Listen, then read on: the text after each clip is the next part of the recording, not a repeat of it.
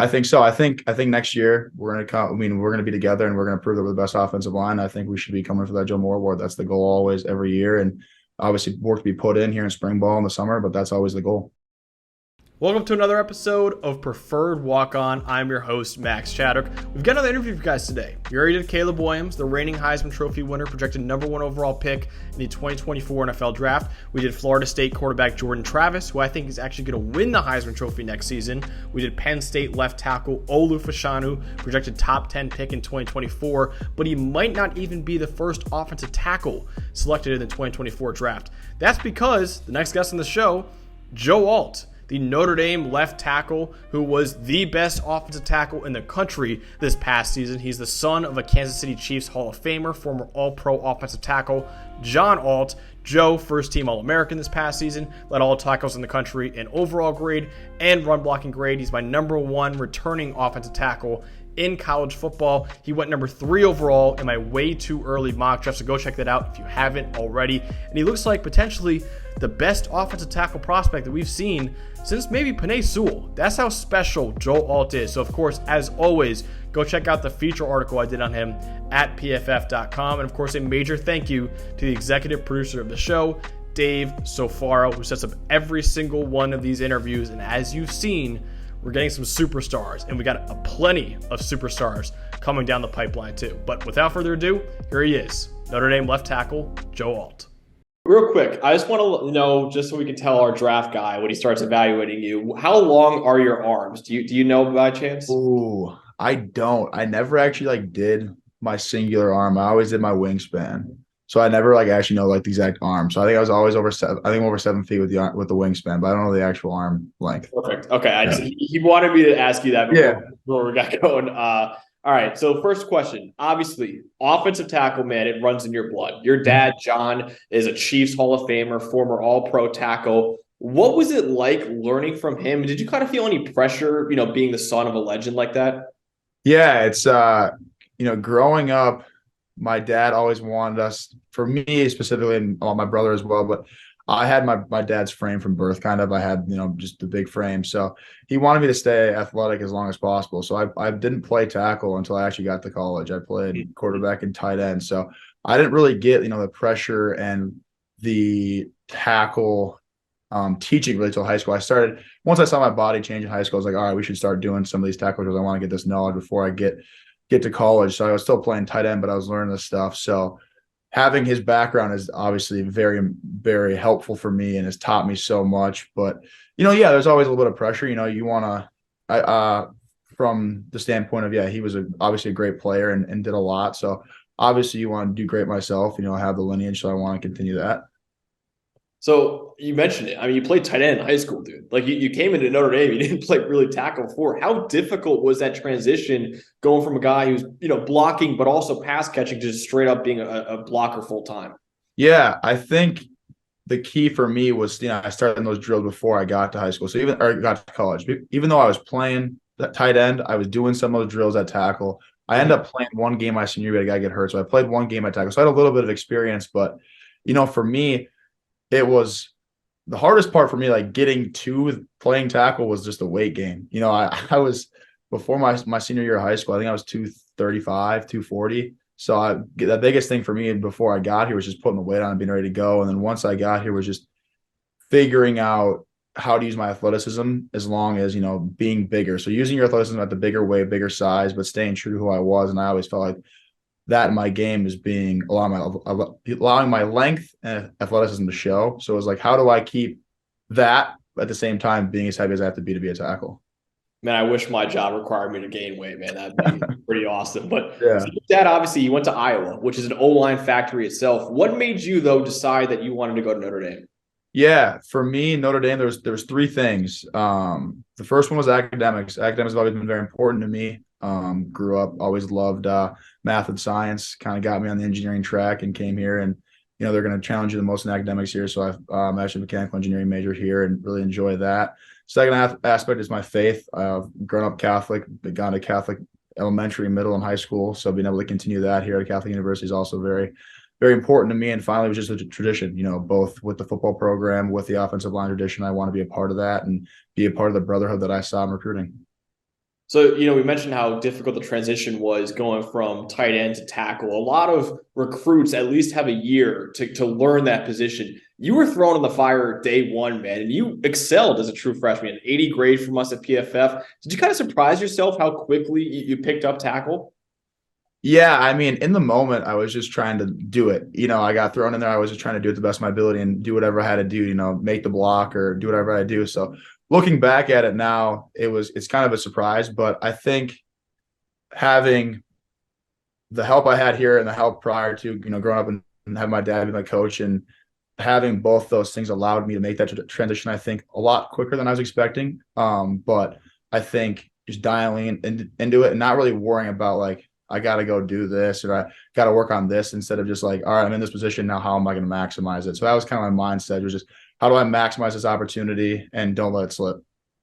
So, you're great as a true freshman, but this past year, man, I mean, you were the best offensive lineman in college football, in our opinion. You had the highest grade, 91.4 grade. What would you attribute, coming in out of your freshman year into your sophomore year, dominating like you did? What would you kind of attribute that to? And did you kind of know in the summer that you would be, one of the top offensive linemen in college football? Yeah, I think the biggest change from, freshman to sophomore year was definitely Coach Easton. And we had a huge change and focus towards technique. And I think that's exactly what I needed. I think, like I said, my freshman year, I was just trying to get the job done, whatever that meant. So with Coach Easton coming in, being able to teach me, go over my film from freshman year and see what I needed to work on and really focus that in the whole off season. For me, a lot of it was footwork based and just calming down everything and being able to win the first second by just being in the right fundamental position, both with my feet and my upper body. So I think that was kind of the biggest transition for me from freshman to sophomore year, and was a lot of that's attributed to Coach Easton and what he taught me, and just working from there. So I would say, the big coming out game for us at PFF and for a lot of people around the country is that Clemson game, man. When you guys upset Clemson and you were dominant in that game, faced against Miles Murphy. What do you remember about that game? And do you kind of like circle some of those games and you see a top edge defender, facing off against every play? Yeah, that one I definitely was sort of on my calendar just because you're going up against a top guy and you want to play your best. So just for that week especially, it was really dialing into the film room, and for me it was really knowing, getting some tendencies that you're not going to see, you might really want to focus on and seeing those. And I think a lot of it came in the film room the week of, and then getting there and just playing confident. You play before. Obviously, it's a good talent, but you still got to go do it and do it to the best of your ability. So just playing confident and trusting in your ability to do it. So yeah, that was definitely a game that I circled and wanted to be ready for. So yeah. So, we thought you should have won the Outland Trophy last year. You weren't even a finalist for that. Did you kind of feel like you were robbed a little bit in a sense for that Outland Trophy? I wouldn't say so. I mean, for me, I obviously trophies are great and all the publicity is great, but for me, I just kind of focusing on getting better each and every day. So that was never really on my radar, to be honest. I just focus on taking it, one game at a time, one practice, one day at a time, just trying to get better. So no, I wouldn't say that was a main focus of mine. I love that, man. Well, next year, obviously, you got a new quarterback that you're protecting in Sam Hartman, have a new offensive coordinator, a new offensive line coach as well. You obviously know Gerard Parker already, but what's your relationship been like initially with Sam Hartman and now Joe Rudolph, your new offensive line coach? Yeah, with Sam, it's been great. Came in and I think we kind of meshed really well to start with, and it's been great. Getting around him, getting to learn his personality, getting to see him throw, and just kind of getting used to what you're going to be seeing that and just being around him as a guy. And it's been great so far. Really, really like Sam and really been doing well together. And Coach Rudolph's been here, so we've just kind of just started working together. So that's been great so far. Just getting used to the verbiage and his coaching and how he's going to do it, and just kind of getting my stuff in line with his and starting to work and starting to kind of move forward here as spring ball approaches. So you mentioned Coach Easton before. I mean, that dude is an absolute legend. Like, not only has he coached up you, Zach Martin, Quinn Nelson, like a ton of Notre Dame greats at the offensive line. What was your relationship like with Coach Easton? And he's been such a legend of the game. Like, how much do you think that you've learned from him? Yeah, for me, he came in with the same attitude and mindset every day, and that was to make us the best we could be. And that was, I 100% agree with that. He said that, and he was that every day. So for me, it was the relationship on how am I gonna transition? How am I gonna make my game better? And that started all the way back when he got here last January, and that was sitting down and watching the games from the previous season, like this is what we need to fix. And then it was making a plan and working on those things, in the offseason before spring ball. Spring ball came, and then watching spring ball, like these are still the things you need to work on and get into the summer. So I think for me and him, it was just how are we going to translate and build the game to where it's more technically sound. Especially my footwork was the main focus of me and Coach Eastan. So, working footwork and getting everything calmed down to where making the game almost easier. If you're playing more fundamentally sound, the game becomes easier because you're not out of control. So that was the biggest focus with me and him. So obviously, I know you're more of a team guy than a me guy, but you've got to know already. There are people calling you projected top 5 pick maybe next year, maybe the best offensive tackle prospect since Penei Sewell, or even further than that. Are you kind of already eyeing that 2024 draft? And what does it mean to you to be held in such a high regard with some of the best players around the country? Yeah, I would say the same. I think I'm definitely a day by day guy. I don't big picture is great, but I like focusing on the here and the now. And that's just, right now we're in winter strength and conditioning. So I don't let the outside kind of come in. I like to just take it day by day and, work. So right now it's just getting bigger and stronger. That's the goal in spring ball approaching, work on my technique there. So I don't let the outside, noise come in too much. I like to focus on the here and now, but, it's always great to, hear positive things, but I try not to focus on that too much. I love that, man. So, I mean, you mentioned, your goals this year. What are some of your individual goals and what are some of your team goals for the Fighting Irish this year? Yeah, for the team, I think just, I start with the offensive line. It's just to help Notre Dame win, whatever that means. If that means, running the ball or protecting the quarterback. So I think that's the biggest thing for the offensive line, and even bigger than that, the Joe Moore Award. That's always been our goal. And for me, it's just to do my best game in and game out and be a leader, help lead both the offensive line and lead the team. And yeah, I know that there's bigger awards out there for me. I think if you play together as an offensive line, play together as a team, and you try your best, I think the awards will take care of themselves, and that stuff will work out as it may. But the main goal is playing as best we can as an offensive line, and then helping the team win. Do you feel like you're the best offensive lineman in college football? Do you think Notre Dame's the best offensive line in college football right now?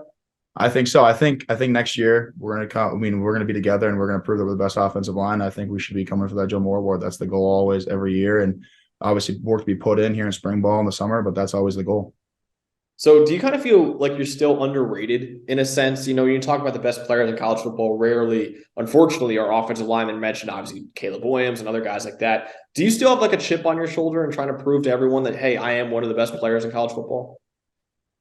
I mean, you always want to prove yourself day in and day out. I wouldn't say I'm trying to, prove that to the world. I think for me, it's just a focus on, taking it game by game and performing your best. And, I grew up, my dad played offensive line. So I always knew like, you're not going to be in the starlight or the center light. That's just not what it is. And that's not the goal. But I think for me, the main focus is not so much, me and how I'm doing, but more how the team's doing. And I think, working to better myself is going to help better the team. And I think, like I said earlier, like if your team is doing well, publicity will come and it'll be there because the team's doing well. So I think the main focus is just helping the offensive line do the best we can because that'll in change help the team. I love that, man. Well, what do you think sets you apart, perhaps, from other offensive tackles around college football? Yeah, I think I play with pretty good athleticism for the size and just play with length. That's always been my goal. So the biggest thing, like I said, this past year was just, working the fundamentals of the footwork so I can be as athletic as I can be. I mean, snap in and snap out and win that first second, I always say, because I feel if you win that first second, you're in fundamental position, you're going to have such a better chance of, completing the job on each play. So I think, playing with athleticism and using my length and pass pro are probably my two biggest attributes. So, I mean, it's going to be hard to improve off of what you did last year, but what are you focusing on this offseason to take your game even to the next level, even after what you did last year? Yeah, I think the first thing for me is as just an individual, my footwork. I always want to continue to make that as sound as possible. And then the other big focus for me is just working on leadership. We lost two good leaders in Jared Patterson and Josh Luck on the offensive line, so trying to pick up that role in the offensive line group. And yeah, I think those are the biggest two things. Then once we get into actual play, it'll be, watching film, studying film, and becoming always better at studying film. Because if you have any little tips and tricks on the guy you're playing on defense, that can mean winning and losing the game, winning and losing that play, that drive. So I think once it gets towards the season is breaking down opponents in their film study and then find little things and how you're going to defeat them. So something I love hearing from offensive linemen is kind of their different mindsets when it comes to pass blocking versus run blocking. So when you're on a passing play or when you're on a run play, like what are you looking for in the defensive line? What are you trying to focus on yourself? Like what is your kind of mindset going into both of those plays?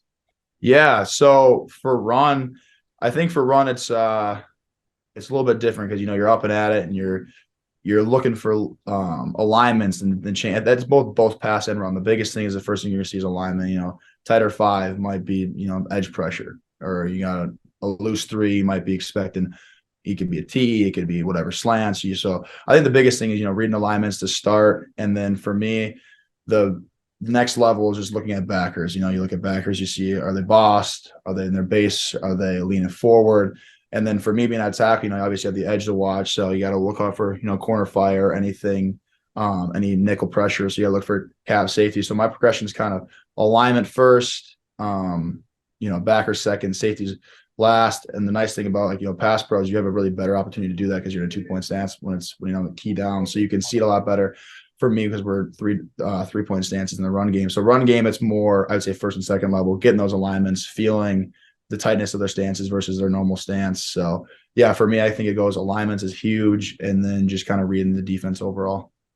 I love that, man. Well, I know you don't want to talk about yourself too much, but I'm sure you love to talk about your teammate Blake Fisher, who is a stud. I mean, you guys, I think, do have the best offensive tackle duo in college football. What's your relationship like with Blake, and what makes him such a great player? Yeah, I mean, me and Blake are pretty tight. I think this past year we've grown so close together, just both being tackles and wanting to be the best and whatever that means. So our relationship is pretty strong right now, and both on and off the field. On the field, we're doing the same drills. So how are we going to coach each other to be better? And off the field, hanging out, being teammates is great with Blake. But for Blake, I think it's his desire and his want. That kid wants it so bad, and he works so hard for what he wants. And I think when you have that work ethic and that desire to play at the highest levels you can, I think a lot of things fall into place because you want it so bad that you're going to do whatever it takes to be the best. If that means add an extra drill time, if that means extra time in the film room, you're going to do whatever it takes to be the best. So I think his work ethic is definitely what drives him. So, man, it's something I love about your tape, especially. Like, obviously, I think you're the best run blocker in college football, but in your pass sets, I mean, you handle stunts better than a lot of different tackles. And it really is a hard thing to learn until you get to the NFL level almost. So how do you attribute that? Is that something that you work on a lot? And how do you think that you're so good already at handling stunts and being aware of defensive linemen coming from all over the place? Yeah, I think for me, it's both on my end and reading their end. I think defensive linemen give away a lot of tips when they're going to do it. They'll tighten down, it'll loosen up. So, if you watch film, you can get a little bit of a sense of when they're going to do it, and just obviously knowing down distance as well. But I think the biggest thing for me is making sure you're staying square, because I feel if you stay square to the line of scrimmage, any, nose tackle moving out at you, you're going to be able to switch off onto, and any end coming in first and be able to flatten out. So I think the biggest thing is getting those pre-snap alignments and those keys, and see if anybody's leaning or if they're tilted in. And then once you're actually playing, it's, using your length, being square, and really being able to, use your hands and use your length to snap it off between the two guys.